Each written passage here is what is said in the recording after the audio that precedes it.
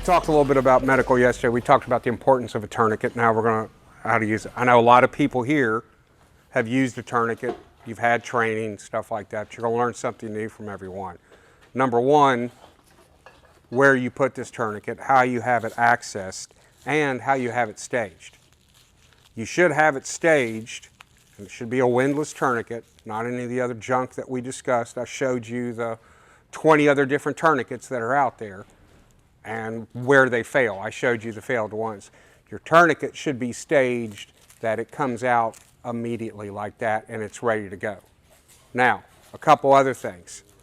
This tail. You've got a little tab on the end. If you take it and fold it under itself like this, you'll notice it sticks up a little bit, right? Well, what you want is, remember, when are you going to be using this? Worst case scenario. Stress, right? Your adrenaline's going to be way up here. What happens to your fine motor skills? Yeah, all right. What else is going to be going on? Yeah, blood all over your There's going to be a shit ton of blood, all right? And you're going to be staring at it, locking up. You're immediately going to put, without thinking about it, you're immediately going to put your hand on it. So what happens to your good hand? If it's one arm that you've got that's no good, what are you going to do with your other hand? You're immediately going to grab it. I don't care what you say you will. So now your hand is covered in blood. You put this little tab, you've got a good purchase point that your hand is not going to slip off. And we're going to see in a few minutes some diminishing of skills of it. But we're going to practice doing this to develop the muscle memory on how to do it. When we initially put a tourniquet on, I don't care what everything out there, we're going to go high and tight. Doesn't matter where it is, but we're going to go high and tight. Why do we want to put a tourniquet on? What kind of bleeding? What does arterial bleeding look like? Bright red. Bright red, right? Because it's oxygenated blood. It's good blood. It's going to be bright red. And what's another characteristic of it? It's going to spurt, all right? Initially, depending on how long it goes, you'll see as the tank gets lower, that pressure is going to go down lower. And you may come up on some people, also depending on the damage to the artery, it's not spurting, but you're going to recognize that bright red blood versus venous blood. Okay? So when we put it on, we want to go high as we can. And here, this is the trick. We want to go as tight as we can. When we pull this as tight as you can, and we're going to Velcro it down, right? And then we're going to take this windlass and we're going to twist it, all right? And don't be pussies. Twist it. Harder. Yep. When you think it's enough, one more. Now, what do you want to do with this tail? You don't have to, but it's a good idea, especially if you're going to be moving. You can throw this over and put it on. Already, look. Look at the change. Does everybody know how to take a pulse in here? In your wrist? Feel for a pulse. It should hurt. It should be uncomfortable.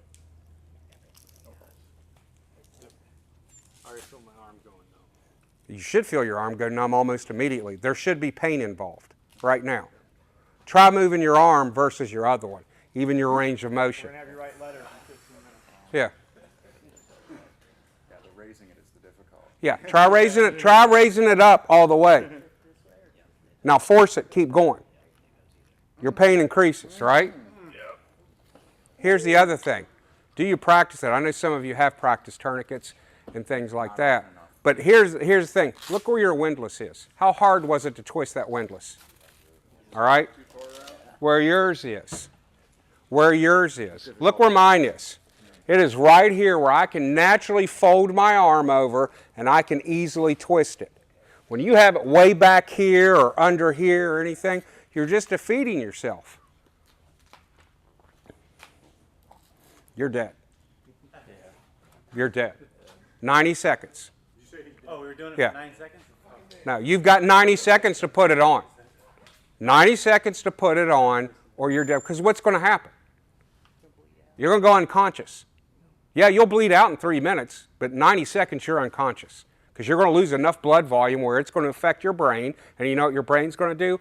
Oh, something's wrong. I'm not getting the shit I'm going to shut down some stuff so I can conserve the blood and I can conserve the oxygen. It's just going to shut you down.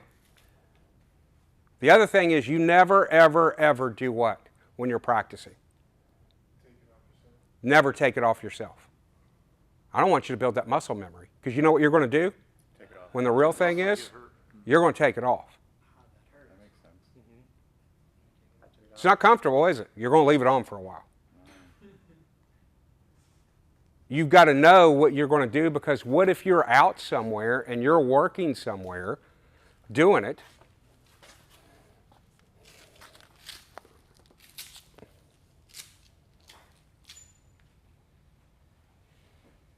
Hold your hand out. Here's another way to test. All your blood flow to the farthest point away from your heart is going to be, look at your nail bed or the end of your finger. When you push on that nail bed down, that's your capillary refill, it shouldn't return. Okay. Honestly, because then you don't have blood flow. There should be no return. If color starts coming back in your hands, look at my nail bed compared to this hand on this one. Okay. See how there's no color coming back? Because I have no circulation in this arm right now. But I'm still walking around. I don't feel anything. My dexterity just doing this is hugely diminished.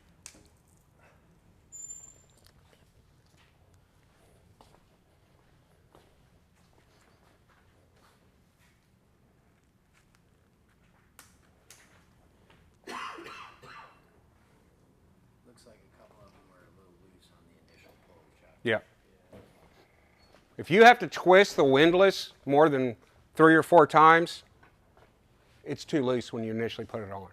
A new tourniquet, they'll stretch out after training.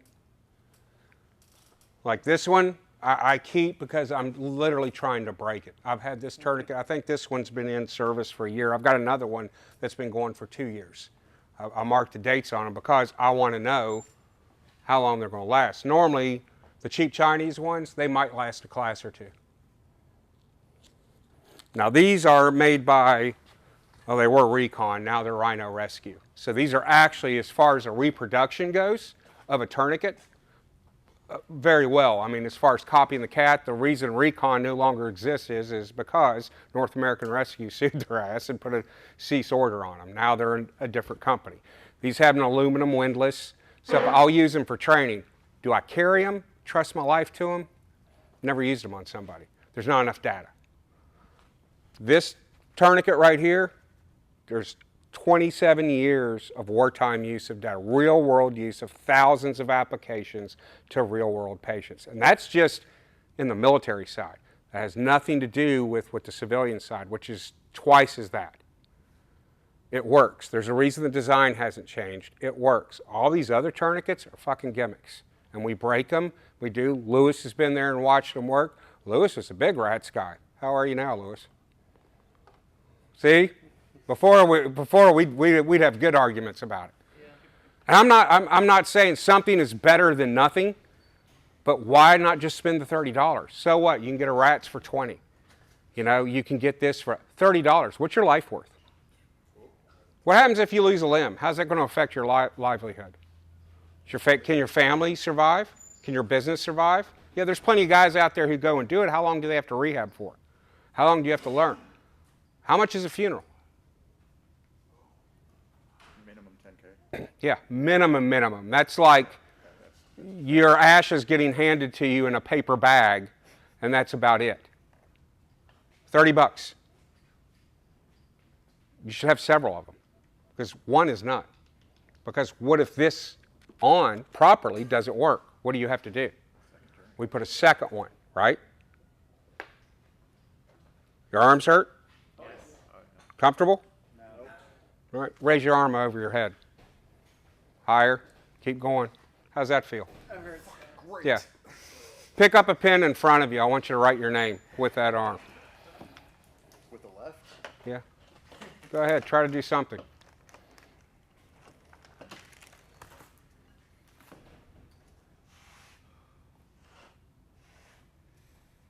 Is it easy? No. Negative. If it's easy, your tourniquet's not on tight enough. And some of you don't have it on tight enough. Go to the person next to you, take off the tourniquet. It doesn't bother me like it used to. And I was getting like modeled. Yeah. That was kind of fun. I was like, Yeah, Alex, well, and that's what happens, and that's why you know it's tight enough. But here's the thing. My hand turned white. That's pretty easy sitting here doing it, right? Do you know how to properly put it on? I'm going to show you some tricks. The biggest thing about staging the tourniquet is a lot of people want to fold it up. It's got all this great Velcro, and it'll stay all nice and folded up for me and everything with this Velcro. The problem is when you fold it up and stick it to itself on the Velcro,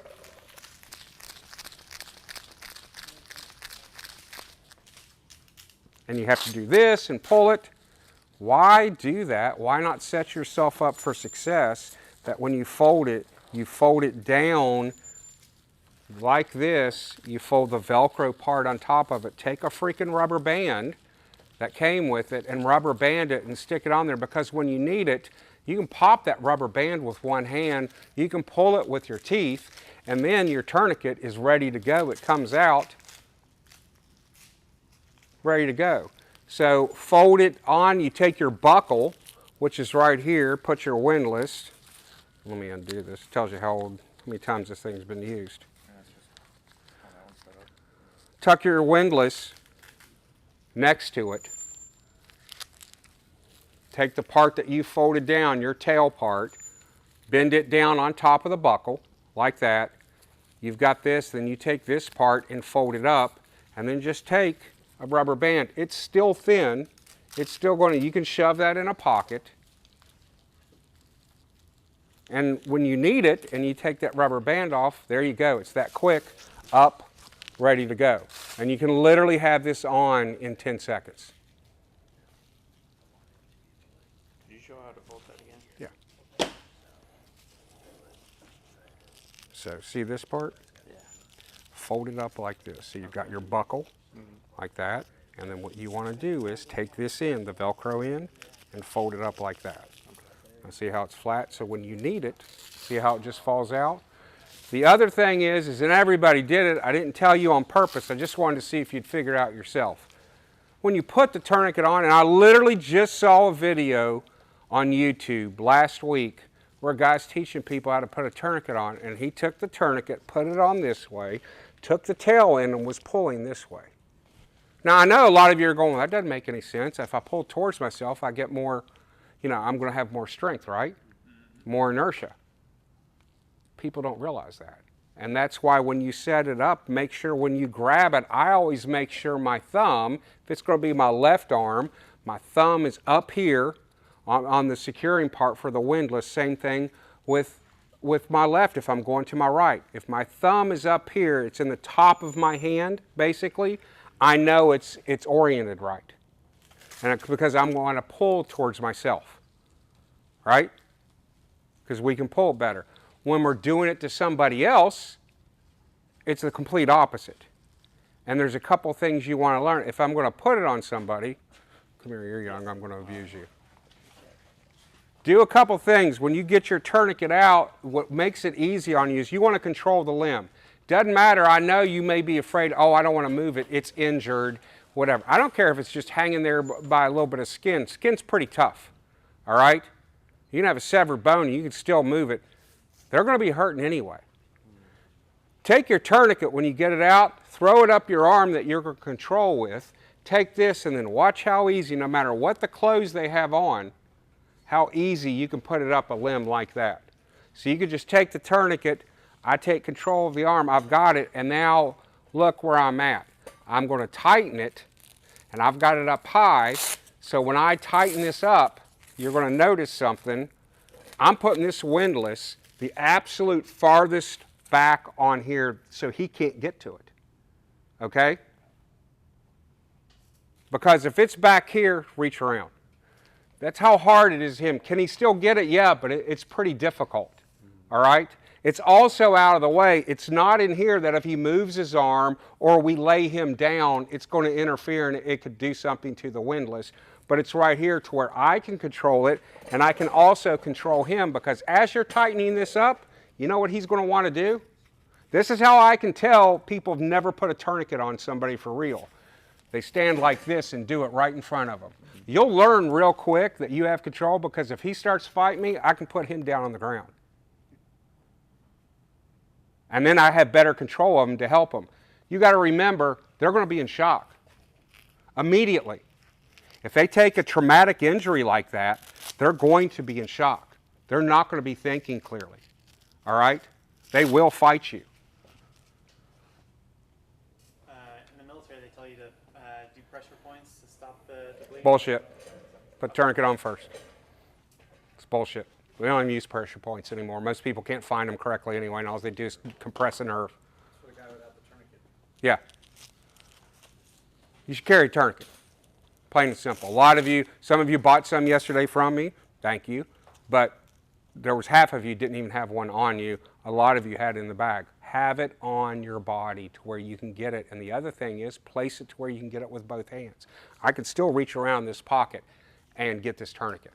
But have it somewhere where you can get it, because it's on my left side. Doesn't mean my right arm's always going to be the one that gets injured. And if you're out somewhere, use it, you should. It should just be on you every day. You don't know what's going to happen. You can have one in the car. The stuff on you should be the thing that gets you back to your vehicle or gets you back to your bag, that you have more equipment. It should be layered, all right? Layered of anything else, layered of your response, your equipment. You have more here. This is the stuff I carry that's going to literally, that's going to kill me in 5 minutes or less. And this is 90 seconds. A lot of people teach it, a lot of people do it, but they teach it wrong. And it's little tips that you need to know, because if you've ever put one on, has anybody ever put one on somebody? It's not fun. They yell, they scream. There's people in the back. What happens when you put it on? Yeah, they forget about their injury. They care less. Oh, take it off, take it off, take it off, take it off. That's all they say, because it hurts like a motherfucker.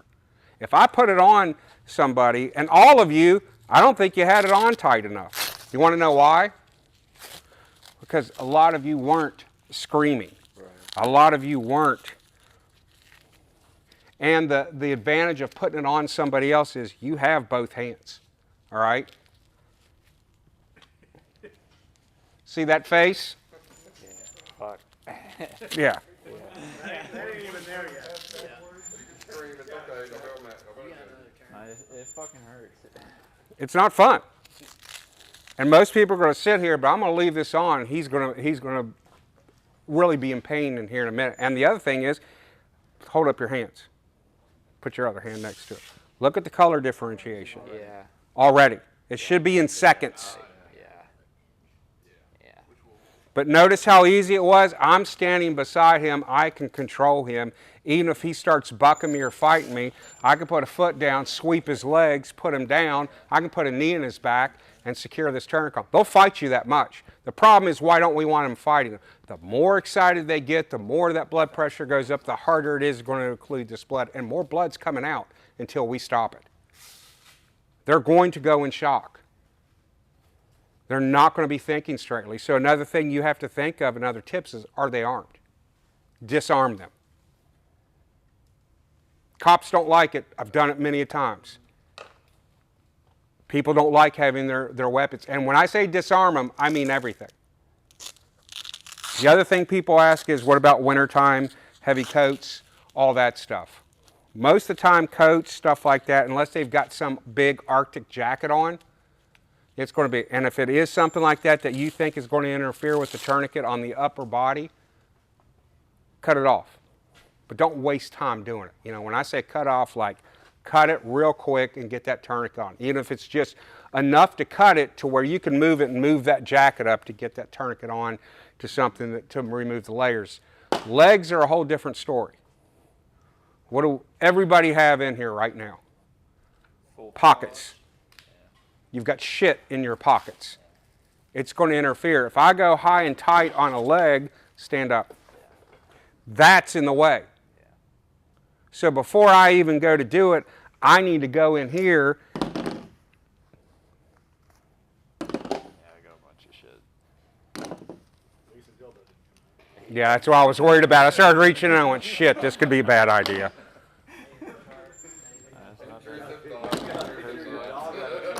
Do you think any of these things will interfere with the compression on the tourniquet? Oh, yeah. This will. Empty the pockets. Get all that shit out and put it on. Doesn't matter where it goes, they can replace it. Make sure. There's another thing with men. What do we want to be conscious of? Genitals. Yeah. Let's not try to do a dick squeeze on them, all right? Because they're not going to like, you're permanently damaged. And I'm pretty sure people were asking yesterday about, what about liability and stuff like that? That'll be the one thing that gets you a liability. Because I'll sure as hell sue your ass if you do that to me. So make sure of that. And yeah, you've got to get up close and personal. You're going to have to sweep that shit out of the way. Most of you probably don't even have that problem. But you have to think about these things, and it has to be in seconds, literally in seconds. So when you go down, you've got to think about your identifying. Remember what we talked about yesterday on patient assessment. That's part of your assessment. I'm looking, all right, I see something that's going to kill him in his leg. I'm already thinking it should be automatic. Let me make sure there's nothing obstructing, and then I'm going to apply it on the leg. Applying on a leg is a little difficult. On yourself, if your dexterity is enough that you can loop it in and you can actually move your injured leg. I see people do this in training all the time. They loop their leg up and slide it up, and I went, that's great. That's great. You could do that. You've got dexterity more than me. You're not going to do that when it's injured. So now we're going to do a leg. Make sure your tourniquets, you can take the rubber bands off of them, but we're going to do, you're not done putting it on. You're going to be hurting on every limb. All right? When you do the leg, what are you going to have to do? You're going to have to take it out of the buckle, all right? And you've got to think about how you're doing this. When you put it on the leg, loop it, feed it through the buckle, and then just like this. What's happened here? This is the thing you have to be. Do you see what's wrong here? No, I'm twisted. Make sure when you put it on, you grab it to where it's not going to do that. So I can fold it up to where it's not. I can put it, I loop it through the buckle, and then I'm going to get it. And look where the windlass is. Where is it? Where you can. It's in your workspace. And with a leg is much larger than your arm. It's going to be harder to occlude. In other words, twisting that windlass, you can use both hands. So have it right here, the easiest spot you can get. From about here to here is where you want that tourniquet. So you can operate it. You can do it on the side, but there's a good chance you're not going to be what? What we're doing right now, fucking standing. So get your ass on the ground right now and try to tighten it up. Now, how does that change things? It's a little more difficult. Yeah. Got some more tension and less leverage. How hard is it laying down? Lay down and do it, because you got to remember something. This is all nice. We can do it real nice and simple. You've got a femoral bleed, your largest artery in your body besides your aorta. Guess how quickly that bleeds? 90 seconds. Less than 90. It can be in less than 9 depending on the damage to the artery. Tighten it up. Did you break it? Yep. Good. Yes, it is hot. You just died. Yes, please. It's still tight.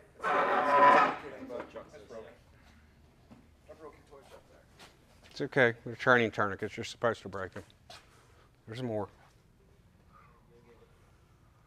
So you got it secure? You're dead. How easy was that? It's not easy laying down. Do you think about this? Those of you who have trained and practiced this, how'd you put it on your leg before? We put it on other people every time. Standing. Yeah, other people. Why? Do it to yourself. This is something you need to practice. You know, what are you going to do if you're out in the woods? You're laying down in between trees. Now, here's the other thing. Loosen it on each other. Don't take off your own tourniquet. Loosen it up. We're going to do something different. Stay on the ground. With the Just undo your Velcro, but have somebody else do it. Don't do it to yourself. Velcro's on the back. I got thick thighs, sorry.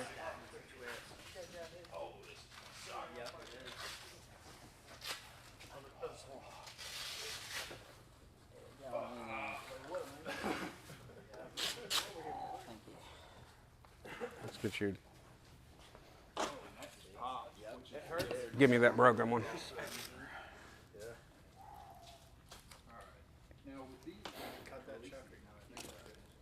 No, I keep it. I use it to show where it breaks, how they break when these. That's what happens when you don't buy. Yeah, this isn't a Recon. This is actually a Chinese one, but this is where they fail. He broke one. Do you see this right here? And this has been used. I mean, you got to remember something. Training ones are going to break when they're used more than once. These tourniquets are designed for one thing, to be used one time. All right? That's why I have training ones. That's why all of these are marked training. I don't want these to get mixed up because they do get stretched out. They're not meant to be used over and over and over. So you will break some, and it's okay. It doesn't bother me. You can see how stretched out that is, all right, compared to one that's never been applied, because they do. They're meant to, even the cat tourniquets, all of them are meant to be used one time. All right, now get back on the ground.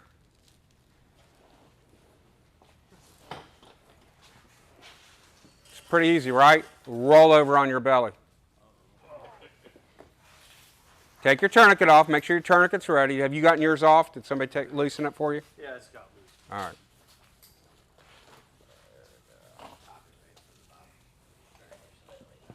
I'm going to yell out which leg.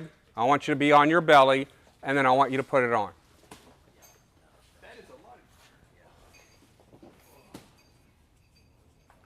Are we? So, question: are we not allowed to roll back over? Or? Nope.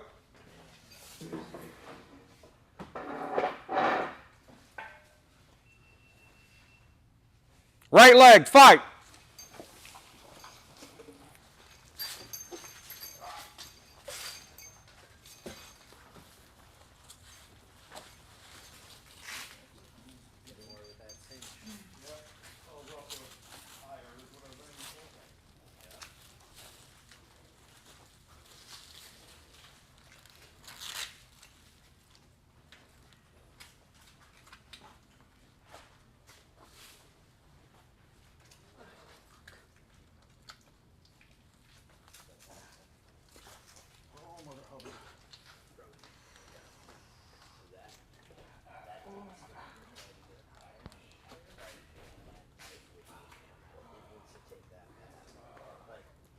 Imagine wearing tighty whities. Stop. You know where tighty whities run? That's the Who's got their tourniquet secured? line you want your tourniquet on. All right, everybody stand up. Oh, Captain Morgan.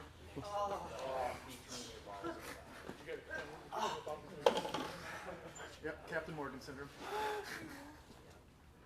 Now, a couple things. Turn around. We'll use you as an example. Turn around this way. See where his tourniquet is? Where's your tail at? Back here. See how he had to try to secure his tail? He wasn't pulling towards him. You were on the ground. It confuses your orientation. You're trying to get it on so fast, you're not thinking. Remember how I said how to grip it?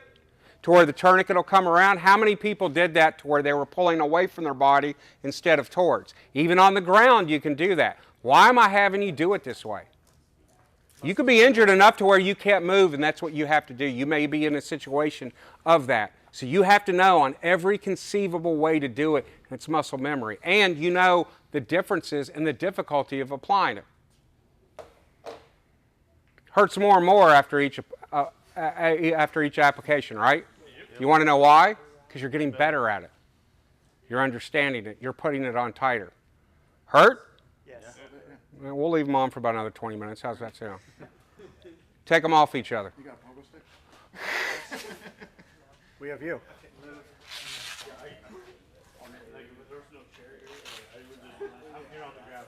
Well, I went to go put weight on it. Hey, I got a fresh tattoo. Am I going to be good for You can just use that arm if you want to. I just want to make sure. I don't know This is if black work. I don't know if it'll hurt a tattoo. That'd probably be the guy who would probably know much more about it than me. I just want to make sure. I honestly don't know with tourniquet application. It probably would. Yeah, I would think so. Yeah. 'cause Good thing we didn't have you in the pond this morning. Yeah. How easy was that? No, All right. It was not easy.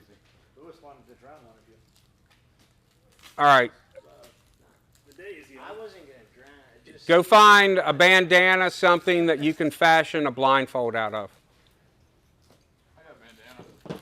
Whatever. Just if you've got it, get it, make it quick. Couple minutes, find something, make a blindfold if you've got it on you.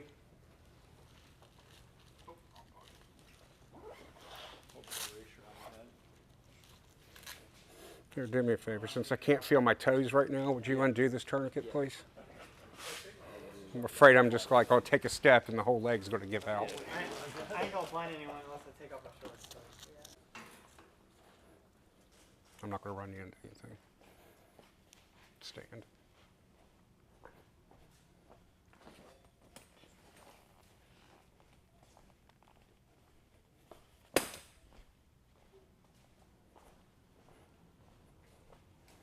Step to your right. Stand.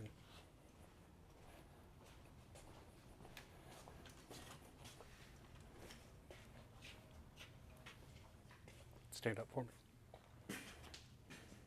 Take 3 steps back. Right there.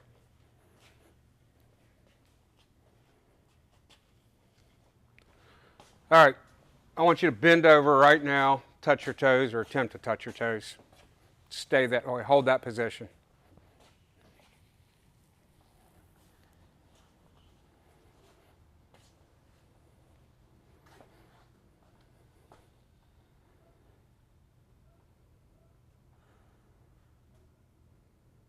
Stand up.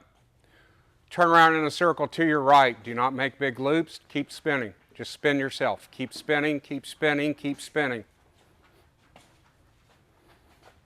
Keep spinning.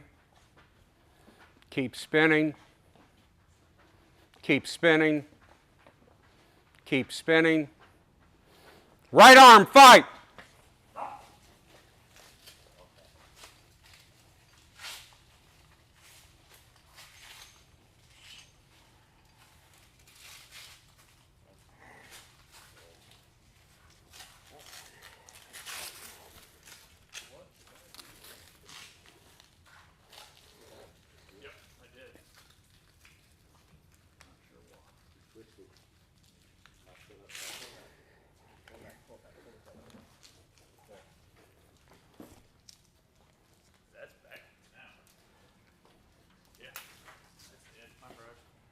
Heard it, you're fine.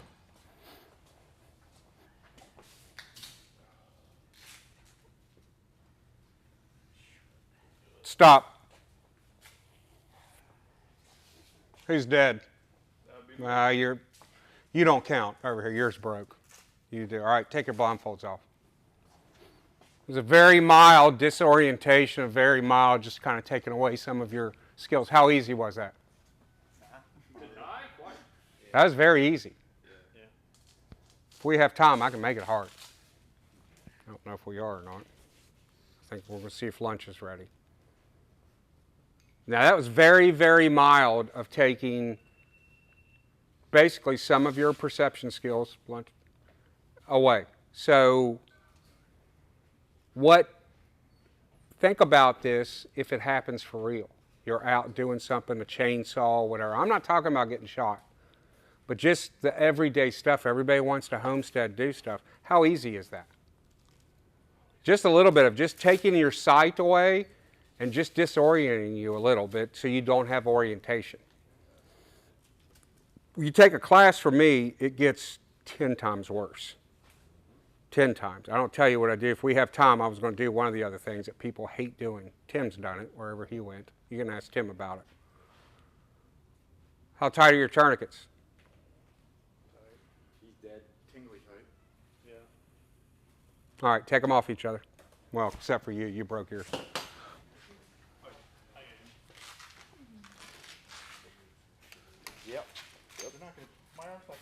Was that easy? And that's very, very, very mild. I'm being very timid with you. We break this up. If we have time, I'm going to see if lunch is ready. If it is, we'll go break for. Is it ready? All right. We're going to break for lunch. If we're going to do some more afterwards, we're going to do some more stuff. We may do some stuff out on the range. It's up to Scully.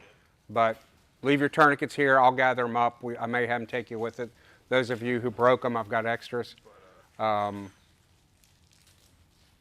you've got questions. This is just tourniquet. There's a shit ton more to do. You've gotten one small piece, and we're not done with the training. I mean, as far as what I would normally do, because there's a lot more to do. How easy was that? Just spinning around, just taking your orientation away. Did you all find it more difficult to do? Yeah.